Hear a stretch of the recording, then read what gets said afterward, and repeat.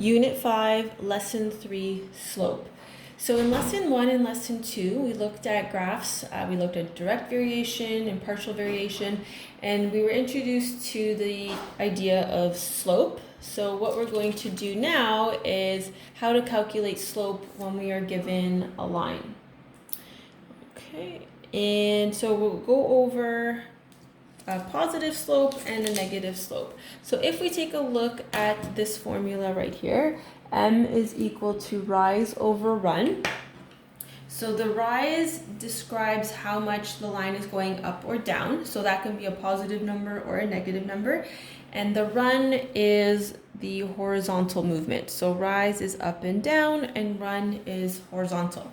So if we take a look at our diagram here, so this line shows the little piggy and he or she is running up a hill. So if you start from the left, because we read from left to right, if you're looking at your line and you're going from left to right and it's going uphill, then that is a positive slope. If you are looking at your line going from left to right, if it's going downhill, so you can see the little piggy is going down the hill, then we call that a negative slope. So in this case, your rise is positive. In this case, your rise will be negative, and that will give you your negative number for your slope. So let's do a couple of examples. So the first one says the ramp at a loading dock rises 3.5 meters over a run of 5 meters. Calculate the slope of the ramp. So whenever you are calculating slope, I do want to see you using the formula. So m is equal to rise over run. And we're just going to do this across because I don't have room. So the rise is 3.5 meters. And the run is 5 meters. So when you have slope, you usually have two units. If the units are the same, they cancel out. So you're left with 3.5 divided by 5.0, which is equal to 0.7. If you want to put it in a fraction, it would be 7 over 10. But for this one, because you're given the numbers with decimals, you can leave your answer as a decimal. Number 2 says calculate the slope of each line segment. So the easiest way to do this is to select your 2 points and then just travel from one to the other. So for example, I'm going to choose the point that crosses the x-axis, and then I'm going to also choose the point that crosses the y-axis. So I color them in just to highlight where they're located, and then I'm going to do rise over run below. So m is equal to rise over run. So I always start with my formula.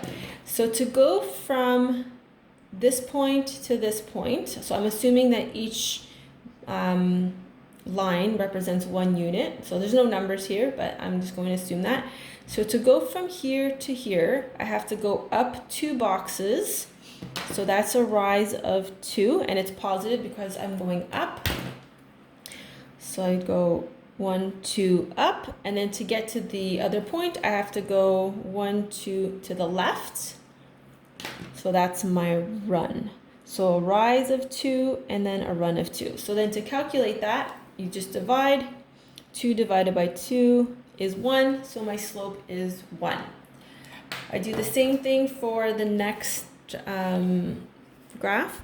So I select my points. Now I want to select points that it's easy to get the numbers. Like for example, this one is in the middle of the points, so I don't want to choose that. I want to choose points that make sense. So I choose my 2 points and I color them in, and then I start with my formula. M is equal to rise over run, and then I see what I have the steps I have to take to get from this point to this point. So remember, we're starting from left and we're moving to the right. So to get from here to here, I have to go down 2. So when I go down 2, down is a negative movement. So my rise is negative 2, and then my run is 1 box. So my run is 1. So then when I'm calculating, it should be -2 divided by 1, which is -2. And this corresponds with our shapes here. So this is a downward moving slope, so my slope is negative. This is an upwards moving slope, so my slope is positive.